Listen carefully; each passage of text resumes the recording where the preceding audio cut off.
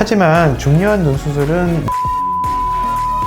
확인을 하시는 것도 중요하다고 생각이 됩니다.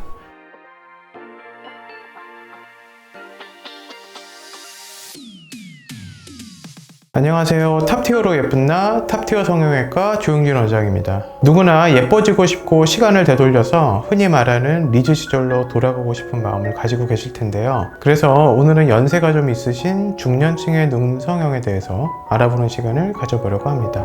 요즘은 10대부터 20대까지 젊은 층들 뿐만 아니라 40대에서 60대, 70대까지 중년분들 또한 눈 성형에 관심을 많이 가지고 계십니다. 중년분들을 상담할 때마다 드는 생각은 중년분들일수록 성형수술에 대해서 생소하게 느끼시기 때문에 수술에 대해 걱정이 많으신 경우가 많은데요. 중년 눈에 확실한 효과를 주는 수술은 무엇인지, 그리고 그 수술은 어떻게 진행하는지에 대해서 자세하게 말씀을 드리려고 합니다. 중년 눈의 특징이라면 크게 세 가지 정도로 생각해 볼 수가 있는데요. 첫 번째는 노화가 진행되면서 눈 주위 피부 조직의 탄력이 떨어지고 눈꺼풀이 처지는 것. 두 번째는 눈밑이 불룩해지고 피부가 처지면서 눈밑주름이 생기는 것.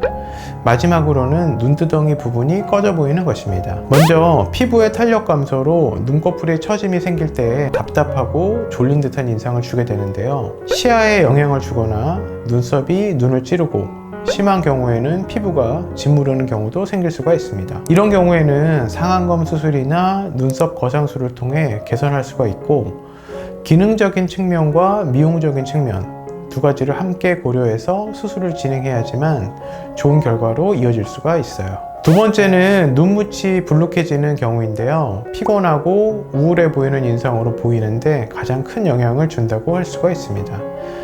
일반적으로 피부 조직이 탄력을 잃으면서 안화의 경막이 늘어나게 되고 눈밑 지방과 조직이 돌출하게 되는데, 이 경우는 하안검 수술로 충분한 개선 효과를 보실 수가 있어요. 영상을 보시는 분들 중에는 눈밑 지방 재배치라는 수술을 들어보셨거나 주변에서 수술을 하신 지인분들이 계실 텐데요. 사실 하안검 수술과는 조금 다르다고 볼 수가 있습니다.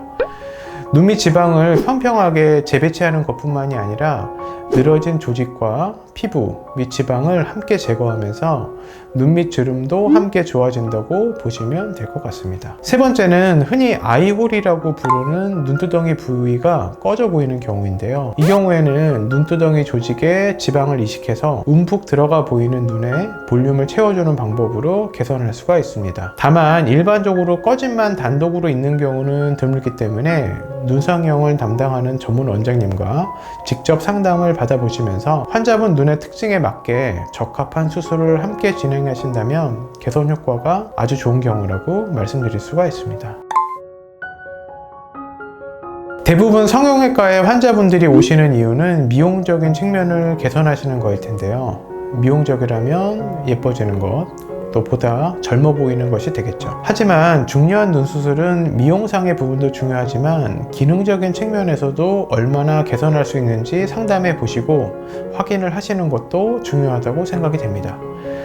단순히 젊은 분들과 같이 눈을 예쁘고 시원하게만 하는 것뿐만 아니라 부담스럽지 않으면서도 기능에 영향을 줄 수 있는 눈과 주름이나 해부학적인 구조에 맞게끔 여러 가지 측면을 함께 개선해 주어야 하는 것이기 때문에 수술 전 사진이나 주변 지인분들이 수술한 병원 등을 찾아보고 수술을 진행하시면 더욱더 좋은 결과로 이어질 거라고 생각을 합니다.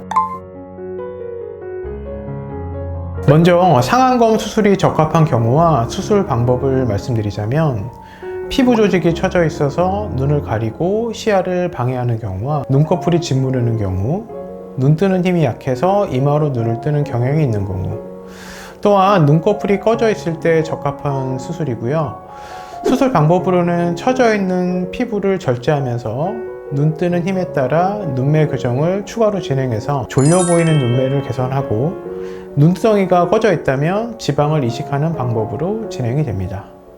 다음으로 하안검 수술이 적합한 경우는 눈밑 피부와 지방이 처져서 볼록한 경우와 피곤한 인상, 조금의 심술궂은 인상으로 보이는 경우, 눈밑 주름으로 인해서 노안으로 보일 때에 적합한 수술이고, 수술 방법으로는 수술 전 피부 조직과 지방을 체크해서 적정량을 제거하고 재배치하고 늘어난 안화경막을 강화해서 재발하지 않도록 진행을 하게 됩니다. 눈썹 거상술의 경우는 바깥쪽 눈꺼풀의 처짐이 심해서 불편감을 느끼는 경우와 기존의 쌍꺼풀을 유지하면서 처진 눈꺼풀만의 개선을 원하시는 경우에 적합한데요.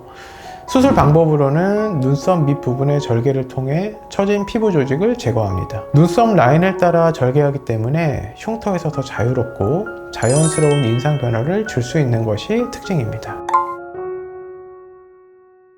상안검, 하안검, 눈썹 거상술 진행 시에 수술 방법에 따라 2에서 3일 정도 차이가 있을 수는 있겠지만 일반적으로 2주 정도가 지나면 멍은 대부분 없어지고 붓기는 살짝 남는 정도라고 보시면 될 것 같습니다.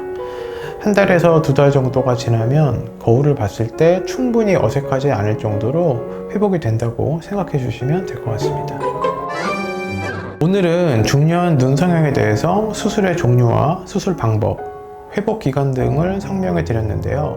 도움이 좀 되셨을까요? 인상이 사나워지지 않고 강해 보이지 않도록 최대한 자연스럽게 진행하는 게 중요하다고 생각합니다. 높고 깊게 쌍꺼풀을 고정하거나 상안검 단독으로 진행하는 경우에 인상이 강해질 수 있기 때문에 자연스럽고도 조화로운 수술을 위해서 피부를 절제하더라도 상안검 단독 수술보다는 눈썹과 거상술을 동반해서 절제량을 분배할 때 더 좋은 결과를 낼 수가 있습니다. 무엇보다도 상담을 통해 본인이 가장 적합한 수술이 어떤지 알아보시고 결정하시는 게 가장 현명하신 방법일 것 같아요. 지금까지 탑티어로 예쁜 나 탑티어 성형외과 조영진 원장이었습니다.